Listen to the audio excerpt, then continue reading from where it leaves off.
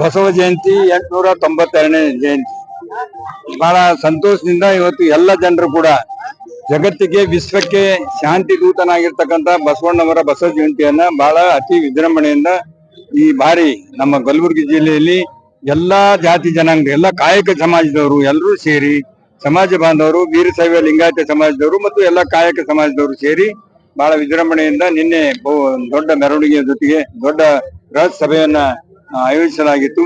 ಬಹಳ ಯಶಸ್ವಿಯಾಗಿ ಸಭೆ ಆಗಿದೆ. ಇವತ್ತು ಕೂಡ ಸರ್ಕಾರ ಕಾರ್ಯಕ್ರಮ ಬಸವ ಜಯಂತಿ ಘೋಷಣೆ ಮಾಡಿದೆ. ಸಾಂಸ್ಕೃತಿಕ ನಾಯಕ ಅಂತ ಹೇಳಿ ಘನ ಸರ್ಕಾರ ಸಿದ್ದರಾಮಯ್ಯನವರು ಮತ್ತು ಪ್ರಿಯಾಂಕಾ ಖರ್ಗೆಜಿಯವರು ಬಹಳ ಒತ್ತಾಸೆಯಿಂದ ಸಾಂಸ್ಕೃತಿಕ ನಾಯಕ ಅಂತ ಹೇಳಿ ಘೋಷಣೆ ಕೂಡ ಮಾಡಿದ್ದಾರೆ.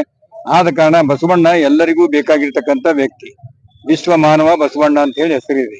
ಎಲ್ಲಾ ಜಾತಿ ಜನಾಂಗಕ್ಕೂ ಎಲ್ರಿಗೂ ಕೂಡ 892 ವರ್ಷಗಳ ಹಿಂದೆ ಏನೊಂದು ಕ್ರಾಂತಿ, ಕಲ್ಯಾಣ ಕ್ರಾಂತಿ ಮಾಡಿ ದೇಶದಲ್ಲಿ ಅಸ್ಪೃಶ್ಯತೆ ಹೋಗ್ಬೇಕು, ಜಾತೀಯತೆ ಹೋಗ್ಬೇಕು, ಮೂಢನಂಬಿಕೆ ಹೋಗ್ಬೇಕು, ಸ್ತ್ರೀ ಸಮಾನತೆ ಬರ್ಬೇಕು, ಎಲ್ಲರಿಗೂ ಸಮಾನಾಂತರವಾದಂತ ನ್ಯಾಯ ದೊರಕಬೇಕಂತ ಹೇಳಿ ಸಮಾಜದಲ್ಲಿ ಇರ್ತಕ್ಕಂಥ ಕಟ್ಟ ಕಡೆಯ ಮನುಷ್ಯನ ಕಣ್ಣೀರು ಒರೆಸ್ತಕ್ಕಂಥ ಕೆಲಸ ಆಗ್ಬೇಕಂತ ಹೇಳಿ ಹೋರಾಟವನ್ನ ಪ್ರಾರಂಭ ಮಾಡಿದ್ರು.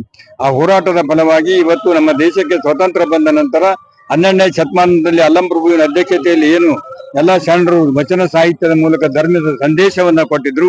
ಆ ಸಂದೇಶದ ಸಾರಾಂಶವನ್ನ ಒಳಗೊಂಡಿರ್ತಕ್ಕಂಥ ಡಾಕ್ಟರ್ ಬಾಬಾ ಸಾಹೇಬ್ ಅಂಬೇಡ್ಕರ್ ಅವರು ಬರೆದಿರ್ತಕ್ಕಂಥ ಸಂವಿಧಾನದ ಅಡಿಯಲ್ಲಿ ಇವತ್ತು ಜಗತ್ತು ನಡೀತಾ ಇದೆ.